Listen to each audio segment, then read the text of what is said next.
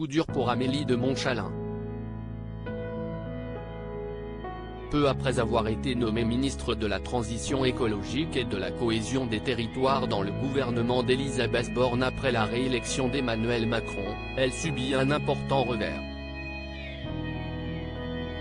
Elle a été battue aux élections législatives dans la 6e circonscription de l'Essonne, après avoir été en ballottage défavorable à l'issue du premier tour avec 31,46% des voix. Celle qui militait pour sa réélection s'est fait devancer par le candidat de la nouvelle Union populaire écologique et sociale, NUP, Jérôme Guedj.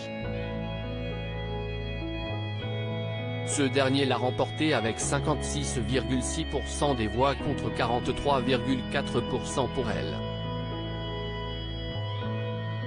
Une défaite qui doit normalement l'entraîner à quitter son ministère. Face à cette épreuve, elle peut compter sur son mari, Guillaume de Montchalin, 37 ans. La tradition veut qu'un ministre défait lors d'une élection doit se retirer de son poste.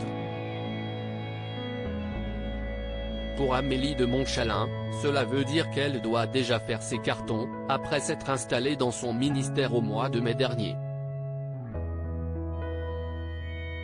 À seulement 36 ans, elle a le temps de se refaire politiquement mais doit avoir du mal à digérer cet échec après avoir été secrétaire d'État chargé des affaires européennes et ministre de la Transformation et de la Fonction publique.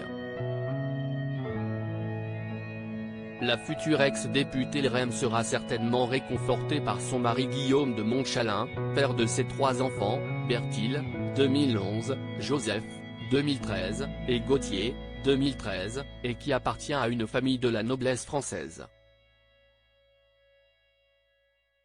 En l'épousant en 2008, celle qui a pour nom de jeune fille Baumier fait partie de la dynastie de Lombard de Montchalin, une famille subsistante de la noblesse française originaire de la Bresse, maintenue en noblesse en 1669.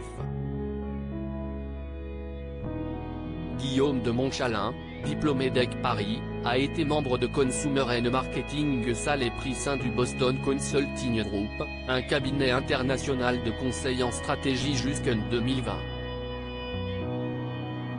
Il est aujourd'hui en charge du suivi et de l'accompagnement de la performance des entreprises du portefeuille au sein de Euraseo.